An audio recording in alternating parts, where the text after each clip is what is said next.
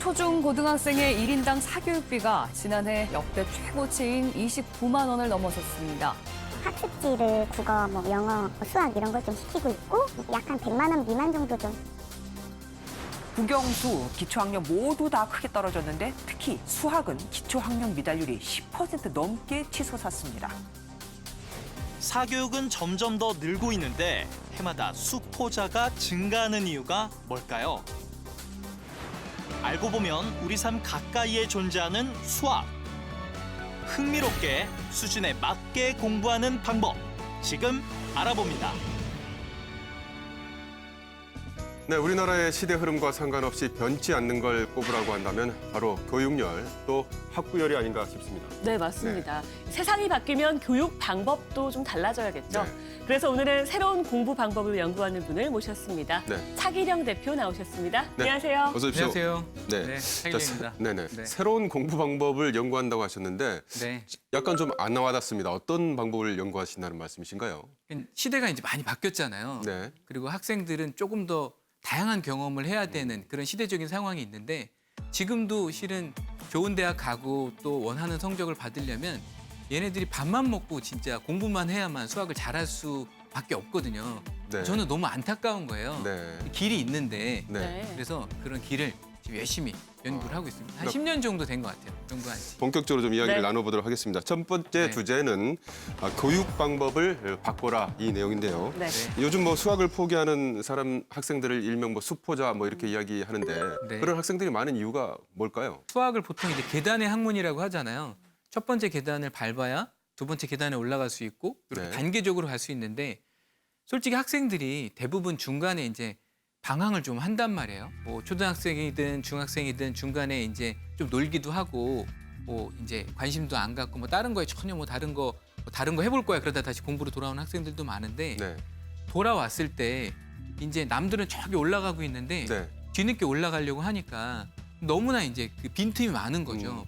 실은 내가 뭘 이제 해야 되는지만 정확하게 알 수 있으면 네.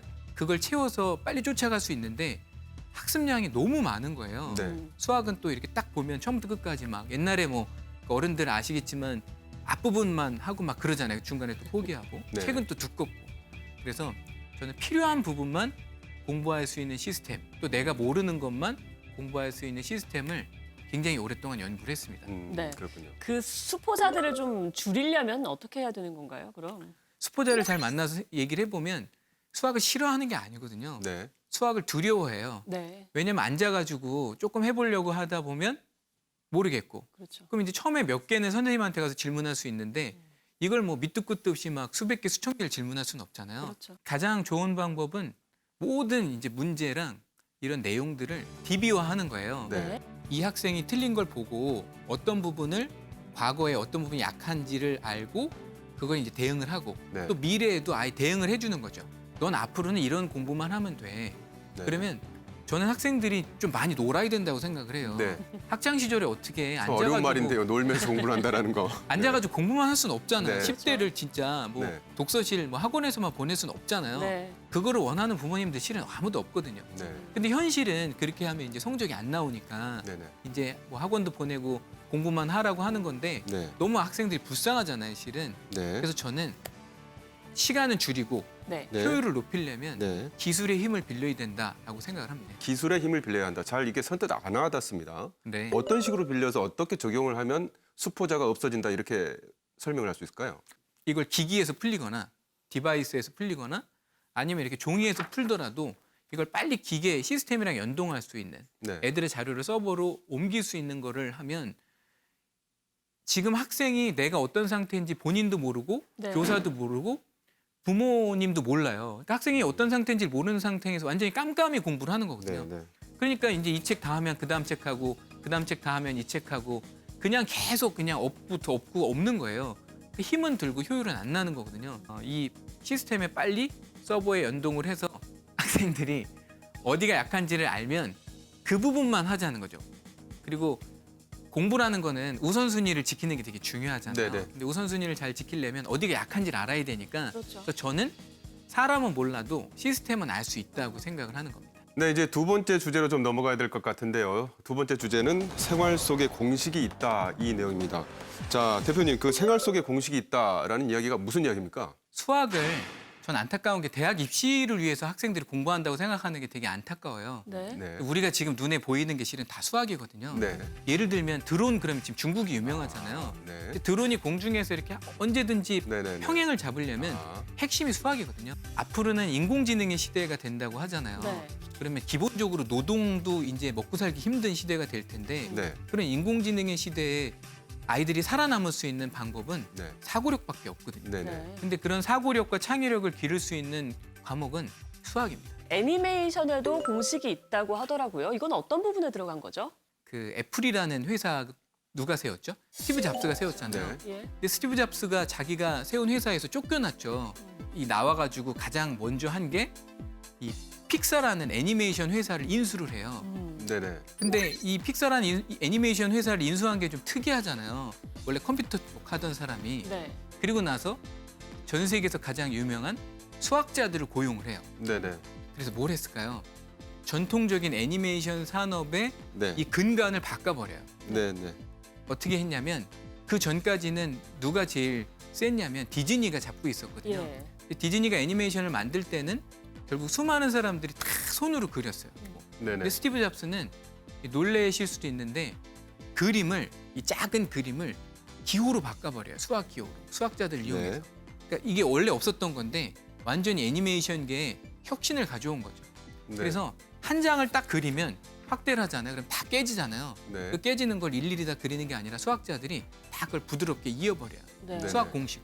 오. 그래서 엄청나게 많은 컷이 들어가는 애니메이션을 나와서 이제 초 대박을 쳤죠. 네. 그게 토이스토리입니다. 네. 자, 지금 계속 이제 생활 속에 수학 공식이 있다고 그러셨는데 네. 스마트폰, 뭐 인터넷 뱅킹, 내비게이션 뭐 이런 데도 다 수학 공식이 들어가 있겠네요, 그러면. 네, 스마트폰의 가장 핵심이 이제 통신이잖아요. 인터넷이랑 연결되니까 이런 통신도 그 포리에라는 옛날에 프랑스 수학자가 만들어 놓은 네. 그런 공식이 없었다면 이 스마트폰 자체가 실은 불가능한 거거든요. 통신 자체가. 네. 그리고 우리가 인터넷 뱅킹 하잖아요. 뭐 이제 핸드폰 가지고 이제 돈 송금하고 이런 것도 핵심은 다 수학입니다. 가장 기본적인 인터넷 뱅킹의 이런 암호 네. 핵심이 이제 보안이 제일 생명이잖아요. 네. 근데 그 암호가 슈퍼컴퓨터로 30년이 걸립니다. 네. 그러니까 그 정도로 풀기가 어려워요. 근데 이제 이게 뭐 이걸 풀려고 하는 시도들이 굉장히 많았는데 노벨상을 탄 사람들조차도 이걸 풀다가 정신분열증에 걸리고 그랬어요. 그 정도로 굉장히 어려운 거예요. 그렇게 어렵기 네. 때문에 보완이 된다는 거군요. 맞습니다. 네. 네. 인터넷 검색에도 수학 공식이 들어가 있다고 하더라고요. 그건 어떻게 된 거죠?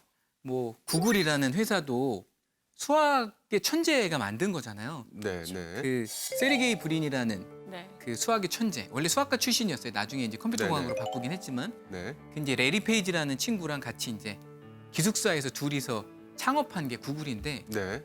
수학으로 이제 이 세르게이 브린이 공식을 쓰면 레리 페이지가 밤을 새서 코딩을 한 거거든요. 네. 자, 세 번째 주제로 좀 넘어가 보도록 하겠습니다. 네. 세 번째 주제는 1등 학생이 되려면은 어떻게 하느냐 이건데 어려운 문제입니다. 1등 학생 되려면 그렇죠. 어떻게 해야 되는 겁니까, 네. 도대체? 실은 사람이 흥미를 가지려면 네. 모르는 문제를 좀 바로바로 해결할 수 있으면 흥미가 생기는데 반대로 언제 흥미가 떨어지냐면 공부를 해보겠다고 앉았는데 뭐 두 번째 줄에서 막히고 또 조금 하다가 보니까 다섯 번째 줄에서 막히고 계속 막히니까 에이 안 해. 그리고서 이제 포기하는 거거든요. 네. 자꾸 이제 제가 강조하고 싶은 게 네. 데이터베이스화를 하자는 거예요. 예. 모든 컨텐츠를 다 데이터베이스화하면 네. 자기주도 학습이 가능하다는 거거든요.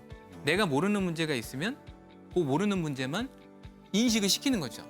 시스템이. 아, 내가 이걸 몰라. 네. 그러니까 내 약점을 너 잘 알잖아. 네. 그러니까 내 약점에 잘 대응해서 앞으로 내가 어떻게 공부해야 되는지 네. 좀 제시해줘. 그러니까 이렇게 시스템을 바꾸고 모르는 문제만 딱 질문을 할 수 있는 네네. 시스템을 만들면 네. 얼마든지 학생들이 집에서 혼자 네네. 자기주도 학습으로 네. 공부할 수 있다고 생각합니다. 대표님이시기도 하지만 선생님이시잖아요. 네.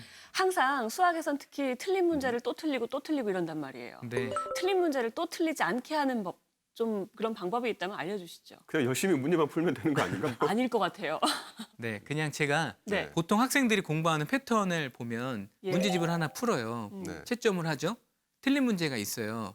한 번 정도 풀어봐요. 그리고 두 번째 문제집으로 간단 말이에요. 네. 전 여기서부터 잘못됐다고 생각해요. 네. 한 번 정도 틀린 문제를 학생들한테 다시 풀렸을 때 맞출 수 있는 확률을 제가 계산해 보니까 네. 30% 정도 되는 것 같아요. 근데 실은 내가 해결할 수 없는 문제들, 틀린 문제들을 해결해야 점수가 오르고 네네. 원하는 목적을 이루는 거잖아요. 네. 3번 풀어보면 돼요.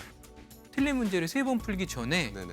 다른 걸 푸는 거는 굉장히 능률적이지 않다는 거죠. 효과적이지 않다는 네네. 거죠. 네. 근데 이제 여기서 조금 조심해야 되는 게 네. 학생들이 문제집에 필기를 하잖아요. 이렇게 자기가 푼 흔적도 있고 네네네. 그렇게 풀면 안 되고 문제 자체만 순수하게 보고 나서 풀어야 네. 효과가 있어요. 그래서 저는 문제집을 해설을 문제집에서 풀지 말고 중위권 밑에는 네. 중위권 밑에는 노트에다가 풀라고 네. 많이 조언을 합니다. 네. 또 이제 중요한 게 자기 수준에 맞게 공부하는 방법이 좀 있을 것 같아요. 네. 어떤 방법이 있을까요? 자기 수준에 맞게끔 효율적으로 공부하는 방법. 솔직하게 자기 수준에 맞게 공부하기가 네. 굉장히 어렵습니다. 지금. 왜냐하면 네. 기초도 없고 또 내가 그동안 공부도 안 한 데가 이렇게 막 빈틈이 많잖아요. 네. 근데 그거를 채워줄 수 있는데 학원을 가도 다 반체제이기 때문에 그렇죠. 딱 나만을 위해서 맞춤으로 하기도 어렵고 네. 또 개인 지도를 받는다고 하더라도 나한테 딱 맞는 선생님을 만나기도 어렵기 때문에 네네. 솔직히 현실적으로 수준에 맞는 공부를 하기는 굉장히 어려워요. 네. 그러면 방법은 없는 건가요? 수준에 맞는 공부를 하는 것. 솔직히 어렵습니다. 네. 네, 솔직히 왜냐하면 그렇게 맞게 책들이 왜냐하면 책들은 네. 그냥 메인 책 하나를 밀거든요. 출판사에서도 네. 수준별로 막 다양한 수준으로 되지 않기 때문에 그래서 저는 그래서 시스템을 강조하는 게 아, 네. 시스템이 돼 있으면 얼마든지 뭐 1등급이든 9등급이든 나한테만 맞는 학습을 할 수 있거든요. 나한테만 맞는 문제집을 할 수도 있고. 네. 해외는 어떤 문제집도 있냐면 외국은 1페이지를 공부하잖아요. 그 네. 결과에 따라서 2페이지가 달라져요. 아, 1, 2페이지를 공부하잖아요. 3페이지가 달라져요. 다 전자책이지만 전자책으로. 네. 어. 1, 2, 3페이지를 공부하면 4페이지가 달라져요. 네. 네. 그러니까 뭐 공부하는 수백만 명이 다 다른 수학책으로 공부를 하는 건데 그 학생의 수준에 따라서 다음 페이지 맞아요. 문제가 네. 달라진다는 말씀이죠. 맞습니다. 난이도가 달라져. 네, 올라갔다 내려갔다 어. 난이도가 네. 달라져요. 아, 우리나라는 없네요 그런 게. 없습니다. 시스템이 해결해줄 문제인 것 네, 같습니다. 시스템으로 반드시 저는 해결해야 네. 시스템으로 해결도 될 수 있을 뿐더러 네네. 학생들의 공부하는 시간 네. 반으로 줄이고 네. 능률은 유지할 수 있습니다. 마지막으로요. 올해 이제 수능을 앞둔 학생들에게 네. 이번 수능 시험 좀 잘 볼 수 있는 팁 좀 알려주세요. 나 근데 이 질문 상당히 어려운 질문인 것 네. 같은데 혹시 답을 갖고 계신가요? 기출 문제를 정확하게 분석하는 게 실은 어, 가장 좋은 지름길인 것 같아요. 네. 네. 기출 문제를 학생들이 대부분 분석하고 시험장에 들어갈 것 같지만 네. 많은 학생들이 기출 문제를 의외로 분석하지 않고 네. 들어간 학생들이 많습니다. 네. 그리고 이제 요새 유튜브를 보면 워낙 무료 강의들이 많이 있어요. 저도 유튜브를 하긴 하는데 예. 유튜브 참고해 보면 워낙 좋은 콘텐츠들이 많기 때문에 음. 유튜브를 통해서도 공부하시면 큰 도움 얻으실 거라고 생각을 합니다. 오늘 알려드린 팁 잘 활용해서 수학 포기자들, 수포자들 많이 줄었으면 하는 좋겠습니다. 네, 또 수능이 한 6개월 넘게 지금 남았는데요. 수험생 여러분들도 모두 힘내시기 바랍니다. 오늘 말씀 고맙습니다. 고맙습니다. 감사합니다.